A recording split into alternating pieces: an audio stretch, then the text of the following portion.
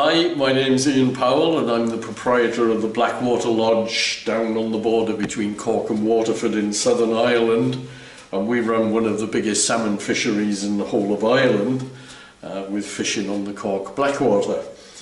What I'd like to do today is to give you a few little tips of things that, having filleted and dealt with thousands of fish during the 30 years that I've been here, is to give you a few little tips if you catch fish yourself, the things which may help you when it comes to cleaning them and cutting them up, because whilst we like to see that fish are released back into the river, we also like to be able to have one or two fish for the table, because at the end of the day the whole purpose of what we do is to be able to enjoy one or two of the fish that we catch to eat as well. Nothing better than having fresh salmon on the table with a good glass of white wine to go with it. So this is one of the fish that's been caught recently. It's actually the biggest fish of the season that we've had so far this year. It's an 11-pounder. So what we're going to do today is to show you a few of the things that we do when we've caught one and how we're going to treat it once we got it so that we can eat it afterwards. So off we go.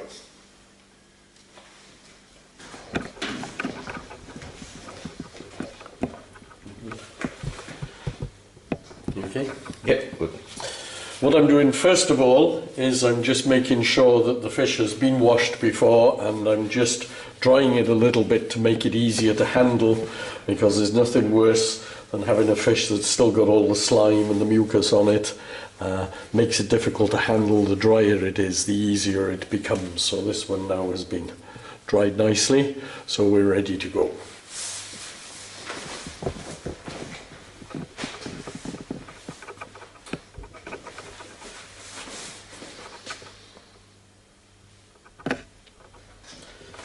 The things I'm going to use today, things which might seem, one or two things might seem a little bit surprising, but I have a very good filleting knife here, which is what I use for actually cutting it.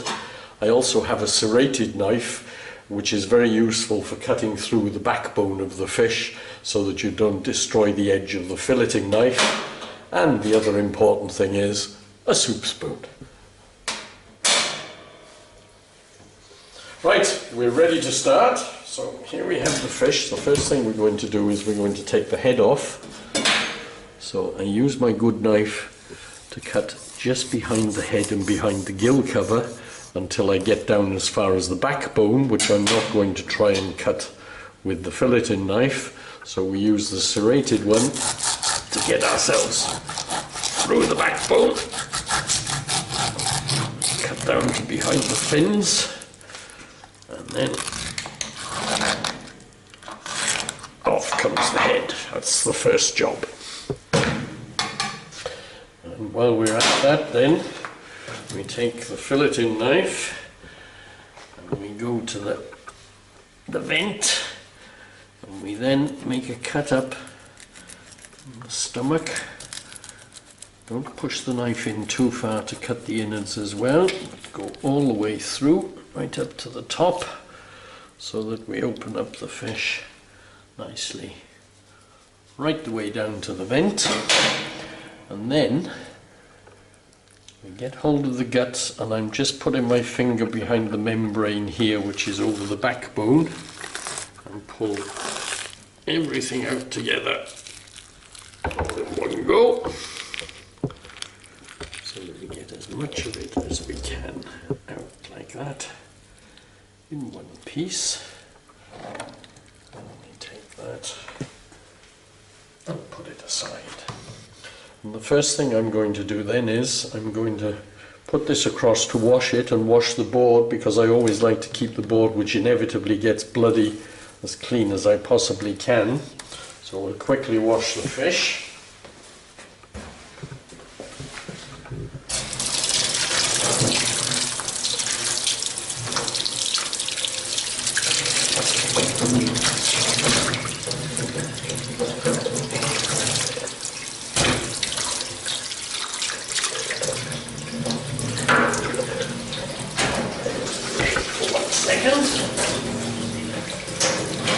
Keep all of the tools clean as well, so that we don't get lots of blood going into the fillet. fish when we've cut it. Just quickly wash those. And then give it another dry. Just to keep it nice and easy to handle.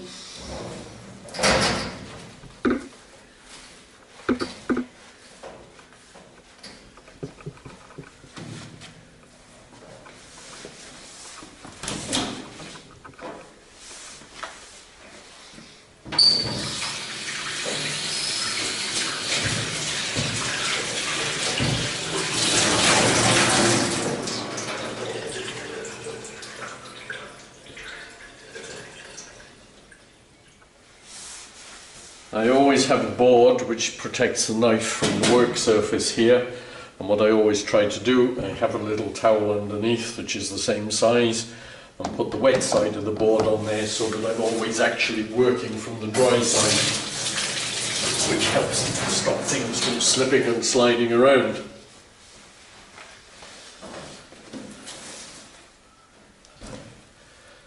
Right, now we have the fish.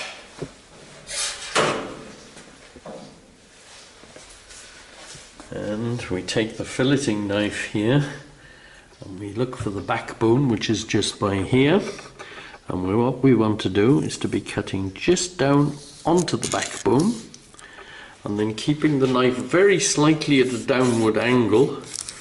We just work our way quietly along the backbone, keeping the knife always pointed down just a fraction so that it will slide over the backbone. Work our way down like that. Move it up a little bit. Just keep it going nice and steadily all the way down until we come to the end.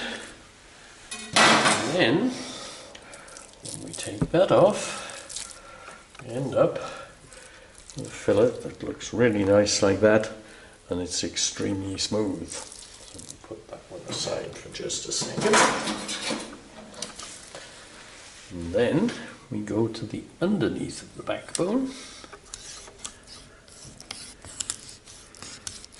We do the same thing, but now this time we're working with the knife at a slightly upward angle.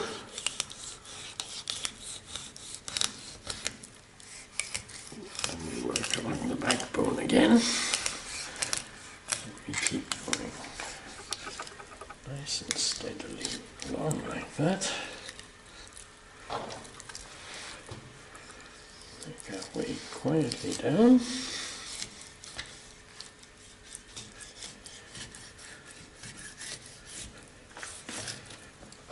Right the way down to the tail.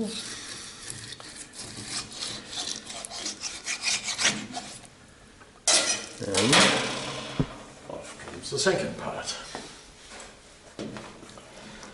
Now we have two fillets, and you can see here that we have a very fatty section along here, which is part that nobody wants to eat, and the same along the fin here and going all the way down to the side. So what we're going to do before we do anything else is we're going to remove these bits. So we cut all through the anal fin, and then when we come to here we take off ½ an inch or so like that,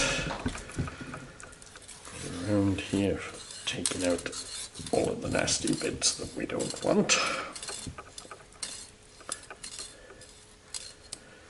That's the one side, and then when we come around to the other side, we put the point of the knife in here.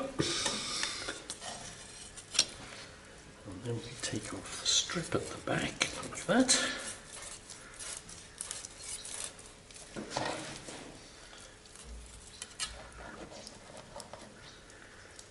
Take off all the nasty little bony bits. Finish. Work our way down. And that's that piece off. Now we have a few bones here, which we will Put the knife underneath. Take those away together with the skinny cartilage bits that we have there.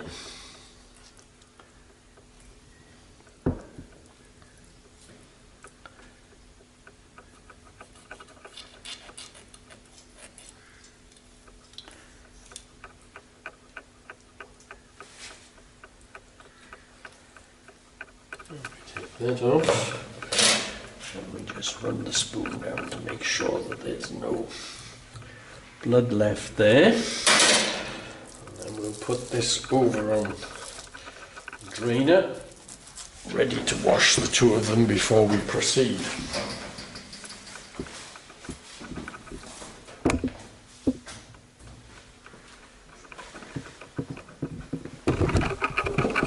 Now we come to the second side, and basically we do the same thing. So we get that in. Take off all of the bits that we don't want to be eating. As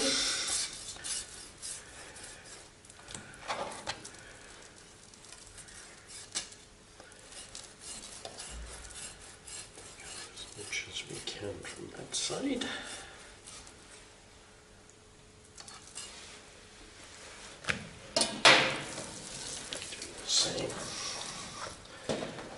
The other side, a good pointed knife always helps with this, because you can pop it in and then be able to work it along nicely,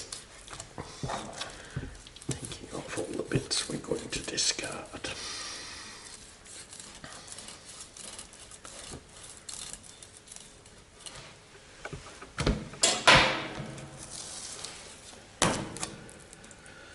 Usually you find one side will have bones and most of the other won't. There are a few bones there, which we'll just remove.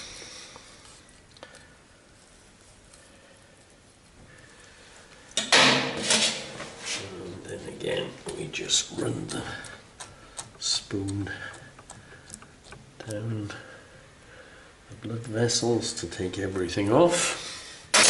And that's our two fillets prepared. So now we'll wash those and clean everything down before we start the final process.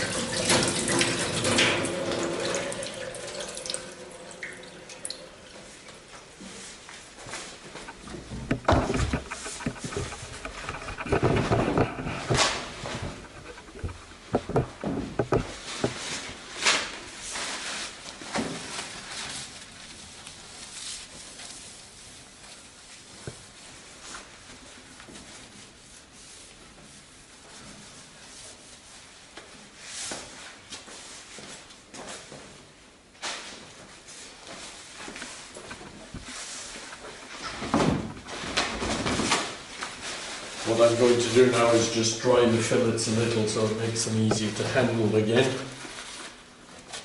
Just run over them with a little paper towel to take all the excess moisture off. Turn them over. Do the same on the other side.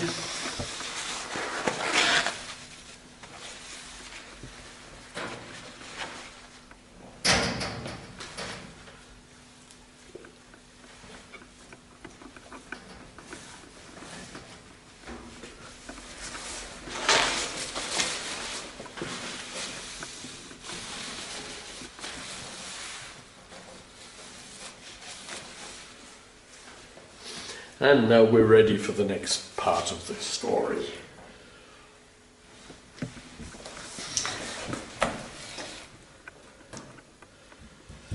Lots of people like to have steaks of salmon, fresh salmon, when they're going to prepare a meal.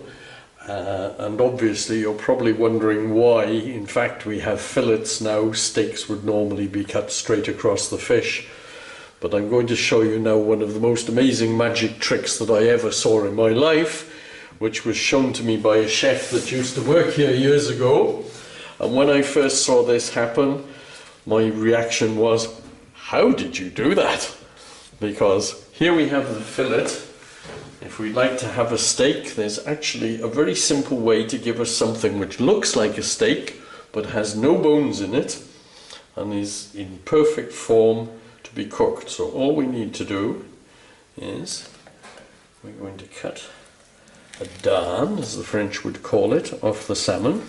So we cut it all the way through completely. So we end up with a piece like that, and then all we do is we take it and we score it down to the skin this time without cutting the skin. We just go right the way down like that, and then if we just take it, we go like that, and lo and behold, as if it was magic, we end up with something that looks just like a steak, but actually all it is the fish, and down the center of the portion we just have the skin, which is neatly folded in half. So it's absolutely perfect like that for cooking, and it's even better for eating because there's no bones in it. So we just go down the fish now and do exactly the same thing all the way down. Each time, down to the skin, fold it open, and it looks absolutely magnificent.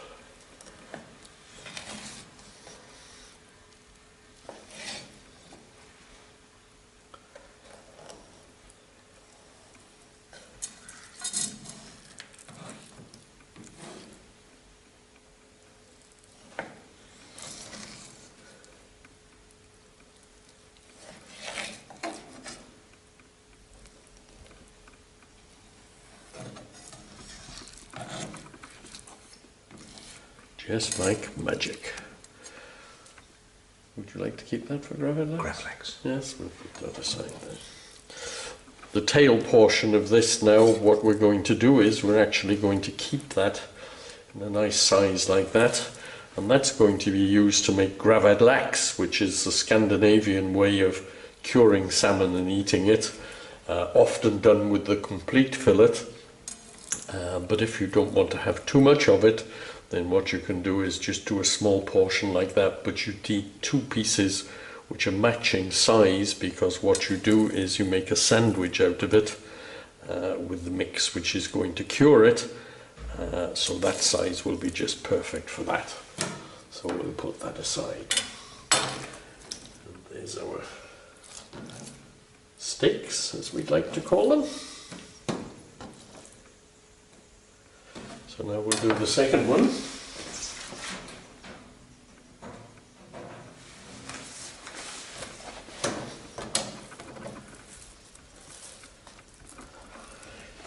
What we'll do is just make sure that we have something which is going to be matching size. So we make our gravid lax. Our two pieces like that. Ready to make that. And then we'll do 4 more steaks from this. So we'll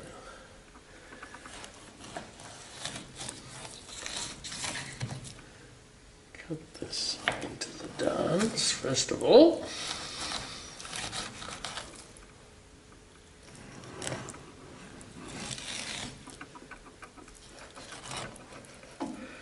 And then the magic trick.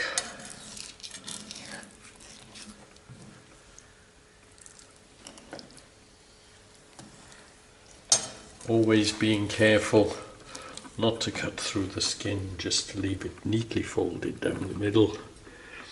When you eat it, you just have to pull the fish off each side of the skin and discard the skin, and it makes it very easy to eat.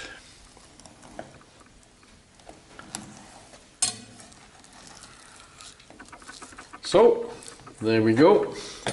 Beautiful steaks, no bones, and I'm hungry already.